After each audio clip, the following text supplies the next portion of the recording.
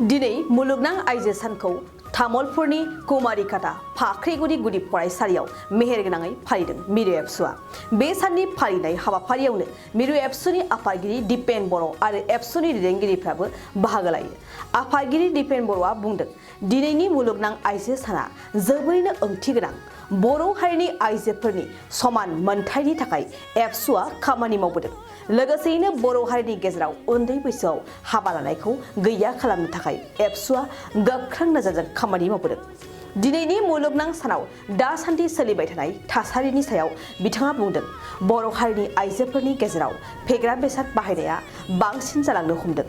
बेनि अनगायैबो हाबा जाखानाय आइजोआ गुबुनजों खारनाय, लांखारनाय बायदि जेंनाफोरखौ फोजोबनांगोन।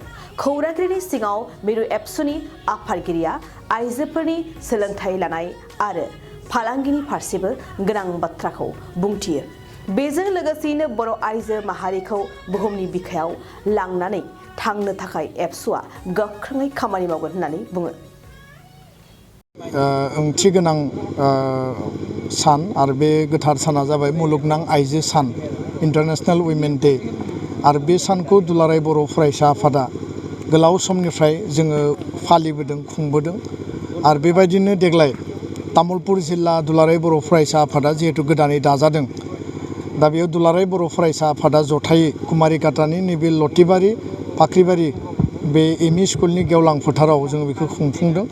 आरो जोंनि जिल्ला आरो दख'राफोरा गुबुन गुबुन जायगायाव बेयो खुंफुंनाय जादों। दुलाराय बे जि मुलुगनां आइजो सान, बे आइजो साननि दुलाराय आइजो माहारिनिसिम आरो बर' हारिनि गासैबो जोंनि बिमा बैसो, आब' बैसो, बाजै बैसो, बिनानाव गासैनिसिमबो आङो आइजो माहारिनिसिम खर' गंग्लायै आङो गाहाम हामलायनाय आरो खुलुमनायखौ आं बावहरबाय।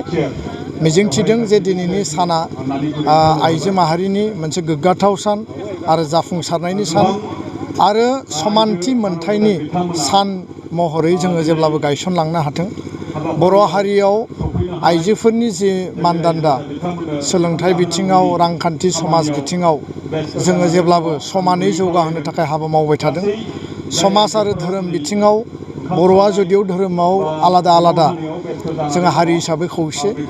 आरो समाज आरो धोरोम बिथिङाव बर' आइजोफोरा, बर' हारिया जिफोर धोरोमखौ आजावनानै दङ, जोङो खुनु मोनसे धोरोम बा समाजानो बर' आइजोफोरखौ नेवसिबोआखै, गाहाय थाखोआव जों लाखिबोआखै। आरो समान मोनथाय, समान अधिकार होनानै जौगाहोनायनि थाखाय जों हाबा मावगासिनो दङ। दा बेखायनो बर' आइजोफोरनि थांना थानाय आरो बिथांमोननि सेफटि आरो सिकिउरिटि, बिथांमोननि जिखिनि मोननांगौ जिखिनि राइट्सफोर दङ, सोलोंथाइ बिथिङाव बिथांमोना जौगानांगौ, गुन गोनां सोलोंथाइ मोननांगौ।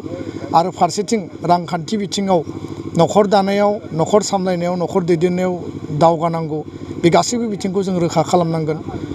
चाइल्ड मेरेजखौ लानानै जों एवारनेस खालामबोदों। बर' हारियाव चाइल्ड मेरेजआ जथेस्थ' खम, थेवबो जों बेखौ बोरै गैया खालामनो हायो बिनि थाखाय हाबा मावगासिनो। डमेस्टिक भायलेन्सनि बेलायाव गोदो गोबां जोंनियाव जौनि थासारि दङमोन, फेग्रा मुवानि थासारि दङमोन। दा बे एसे खमायबोबाय। आरो बे जौ आरो फेग्रा मुवानि थाखाय गोबां डमेस्टिक भायलेन्स जायोमोन। नाथाय दिनैबो माखासे खना खनला जायगायाव जों नुनो मोनो। दिनै जोङो बांसिन बिबांनि माखासे समाजारि बेले बेजे नुनाया जाहैबाय जे आइजोफोराबो, जोंनि हिन्जावसाफोराबो माखासे गाज्रि फेग्रा मुवा बा ड्राग्स जानायखौ जों दिनै नुनो मोन्दों, बेयाव इनभल्भ जानायखौ। आरो फारसेथिं समाजारि मोनसे बियादि हिसाबै दिनै आइजोफोरखौ दायनि साजायनानै बुथारनाय, आइजोफोरनि सायाव हिंसा खालामनाय जों बेखौ नुनो मोन्दों। आरो फारसेथिं जोङो जुदि नायोब्ला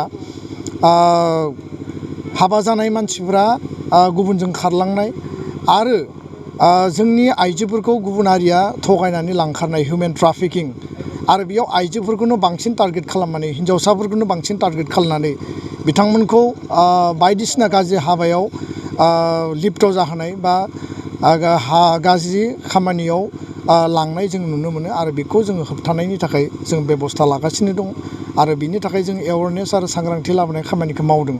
दा बेखायनो बर' आइजोफोरखौ बुहुमनि लेभेलाव, बुहुमनि थासारियाव जों लांनो थाखाय दिनै स्पर्ट्सनि बिथिङाव, कालसारनि मेथाइ खननाय बिथिङाव, गेलेनाय बिथिङाव दिनै जोंहा जथेस्थ' आइजोफोरा दिनै बिश्व लेभेलाव सौहैबाय आरो कालसाराव सौहैबाय फारसेथिं बिजाब फरायनाय इउनिभार्सिटि कलेजफोराव दिनै मोनसे सेक्सनखौ नायोबा दिनै आइजोफोरानो बांसिन मास्टार डिग्रि खालामनायखौ जों नुयो हायार इडुकेसनखौ लानायखौ नुयो मेडिकेलावनो जा इन्जिनियारिंआव एसे खम जानानै दङ नाथाय मास्टार डिग्रि लेभेलाव जों नायोबा आइजोफोरनि संख्याया दिनै बारा दा थेवबो हिन्जावसा गथ' जोनोम जायोब्ला दाबो बबेबा खनायाव हिन्जावसासो जोनोम जादों बेबायदि बा रुवाथि थाग्रासो जोनोम जादों बेबायदि मोनसे बाथ्राफोरखौ सावरायनाय जों नुनो मोनो बेखौ जों टटेलि गैया खालामनांगोन आरो जे जोंनियाव मोनसे भुल धारना माने जि मोनसे भुल कनसेप्ट माने आइजोफोरखौ दायनि साजायनानै बिथांमोनखौ बुथारनाय डमेस्टिक भायलेन्स खालामनाय बेफोरखौ टटेलि गैया खालामनांगोन आरो बायदिसिना रायट्स कमिउनेल क्लेश कमिउनेल कनफ्लिक्ट बा जायखिजाया रिभलिउसन जायोब्ला आइजोफोरनि सायाव प्रसासन आरो सरकारनि सब टारगेट बिसोरखौ माने डिस्ट्रय खालामनाय बिथांमोनखौ एक्सप्लइट खालामनाय आइजोफोरनि सायाव आक्रमणा बांसिन जायो आरो गथ'फोरनि सायाव जायो दा बेखौ जोङो गैया खालामनांगोन आरो दिनै जों बेखायनो गुन गोनां सोलोंथाइ आरो एन्टारप्रेनिउरशिपनि गेजेरजों गोजोरथियारि फिउचार दानो थाखाय इयुनखौ दानो थाखाय आइजोफोरखौ बोरै जोङो एम्पावर खालामनो हायो बिनि सायाव जों सावरायदों आरो दिनै जोङो आइ हटेलनि बाजै हटेलनि जोङो बिगोमा जायफोरा साक्सेसफुल वमेन बिथांमोनखौ जों बरायनो लिंनानै लाबोदों जोंहा माखासे दानाय लुनायाव बेस्ट माने जायफोरा साखाफारा माने राफोद महरै जाफुंसारबाय दिनै सुलेखा बसुमतारी बायदियाव बिथाङा मेथाइ खननानै दिनै बुहुमाव मुंदांखा सासे मेथाइ खनगिरि हिसाबै गायसननो हाबाय बेबायदि माखासे बेक्तिफोरखौ जों लिंनानै लाबोदों थुनलाइगिरि दा बिसोरनि गेजेरजों जोङो माहारियाव मोनसे एस्टाब्लिश खालामनो हागोन जाहाथे बर' हारिया जों फावसायनानै थायाखै बर' हारिनि आइजोफ्रा फावसायनानै थायाखै बर' हारिनि आइजोफोरजों बर' हारि दानायनि थाखाय जों सिमां नुदों खारन समाजनि खावसे बाहागोआनो आइजो आरो समाजनि खावसे बाहागोआ जुदि गोलैसोनानै थायोब्ला जोङो मालाबाबो हारि नाङै जौगानो हानाय नङा दा बेखायनो गोलाव सम रिभलिउसन जाबाय आन्दलन जाबाय बड'लेण्ड सोमावसारबाय गायदे हेलेनाया गावसोरनि जिउखौ त्याग खालामबाय आरो त्यागनि नेरसोन गासैबो सहायनायनि नेरसोन आइजोफोरनि बे दिनैनि सानाव आइजो माहारिखौ बुहुमनि मर्यादायाव लांनायनि थाखाय दुलाराय बर' फरायसा आफादा गासैबो रोखोमनि हाबा मावलांगोन बे बाथ्राखौनो आं फोसावबाय गोजोन्थों खुलुमनायखौ जासिहरबाय दिनै मुलुगनां आइजो सान 8 मार्च बे सानजों लोब्बा लाखिनानै दिनै बुहुमनि गासैबो रायजो हादोर खना खनला ओनसोलफोरावबो आइजोफोरा सांग्रांथि लाखिनानै गावबा गावनि मोनथाय गावबा गावनि उदांस्रि आरो गावबा गावनि जिथु थामोनथा बेखौ रैखा खालामनायनि बिथिङाव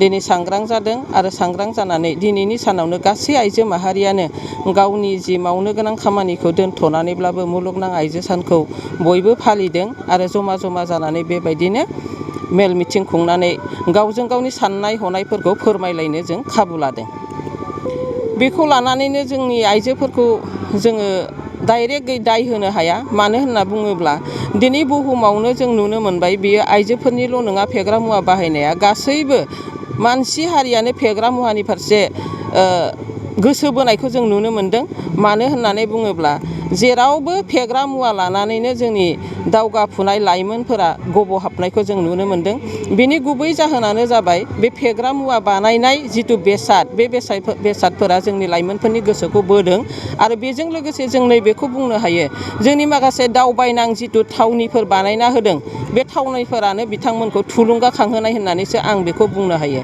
मानो होनना बुङोबा सोलोंथाइ बिथिङाव दावगानायानो जा एबा दावगायैयानो जा गासैबो बे जोंनि दावबायनाय माखासे टुरिजिम जायगाफोराव स्पटफोराव थांनानै माखासे जोंनि लाइमोनफोरा फेग्रा मुवा बाहायनानै गावजों गाव माने रंजानाय खुसि जानायखौ जों नुनो मोनदों थारैनो बेयो जोंनि थाखाय जोबोद दुखुनांथाव आरो बेखौ होबथानायनि गुबै जाहोना बा गुबै लामाया अकल लाइमोननि नङा बे गासैबो जोंनि सुबुं माहारिनो जानांगौ होननानै आङो बेखौ सानो थारैनो जोबोद दुखुनांथाव बेखौ लानानै जोंबो सम सम सावरायनाय जायो मानो होनना बुङोब्ला बेवहाय थारैनो जोङो बेखौसो नुयो बे आइजोफोरा जे खारो सोरजों खारो आइजोफोरखौथ' लांखारग्रा निस्सय दङ आरो आइजोफोरखौ लांखारग्रायाबो जोबोद दुखुनांथाव गथ' गथाय थानाय आरो न'खर थानाय संसार जाखानाय आइजोफोरखौ माखासे रांखान्थिनि फुस्लायनानै एबा मोजां मोजां जायगायाव बेरायनो लांनायनि फुस्लायनानै आइजोफोरखौ जाम्बा जाम्बिफोरखौ गोसो गुरै नायनानै जायफोरखौनोखि फुस्लायदों आरो लांखारहोदों बेयो दुखुनांथाव आरो आइजोफोरा बेखौबो साननांगोन दि गावनि गथ' गथाय गावनि न'खर गावनि बिहाव बिखुनजो गावनि जाथि बंस'खौ गारनानै गावनि मान सन्मानखौ गासिबो नागारजोबनानै खारफालांनाया बे आइजोफोरनि थाखाय जोबोद दुखुनांथाव आरो बेफोरबायदि थांनाय आइजोफ्रा मालाबाबो मोजां लामाबो बियो मोनहैफिना आरो थांना थानायावबो बिहा मालाबाबो गोजोन जाया होननानै जों नुगासिनो दङ। बेखौ लानानै जों गोबां खामानिबो मावगासिनो दङ। बेवहाय एक्सुवेलि आं गावनो चाइल्ड प्रटेक्शन अर्गेनाइजेसननि सासे बोसोनगिरि आरो बे चाइल्ड प्रटेक्शन अर्गेनाइजेसननि बोसोनगिरि हिसाबै माखासे उन्दै बैसोआव हाबा जानायफोरखौ होबथानाय थांखिखौ लानानै आं गोबां खामानि मावबोबाय आरो मावबाय थागोन आरो मावनोबो आखायाव लागासिनो दं आरो जायनि जाहोनाव नै दिनैनि जोंनि बिजेपि सरकारा जि खामानि मावबाय दं बेखौ जों गोबां बाख्नायदों आरो बाख्नायनानै बेफोर हाबाफारिया जाहाथे इयुनावबो थाबाय थाथों आं बेखौ मिजिंथिदों। गय गायग्रा आबादारिफोरनि थाखाय मोनसे मोजां खौरां। थापा नार्सारियाव मोननो हागोन जाखांफु लाइमोनफोरजों बानायजानाय हाजो आरो हायेनावबो गायजानाय अर्गेनिक गय फुलि। थापा नार्सारियाव अर्गेनिक आदबजों बानायजानाय मोजाङैनो खिलिखांनाय गासै 20,000सो गेरेमसा गय फुलिफोर दं। बारा नङा, फांसेयाव 60 रां होनानैनो नोंथांमोना गय फुलिखौ बायना लांनो हागोन। बुरजा लाङोब्ला खमायनायनि सुबिदाबो मोननो हागोन। थापा नार्सारिनि गुबै थङा क'क्राझार सहरनि सानजा फारसे थानाय बावखुंग्रि हाजोजों नांजाबनाय हरिनागुरि गामि हाथाइनि साखाथियाव। बे अर्गेनिक गय फुलिफोरखौ लांफैनोब्ला नोंथाङा 8011837272 नङाब्ला 9707460226 जानबुं अनजिमायाव थोंजोङै जगाजग खालामहरनो हागोन।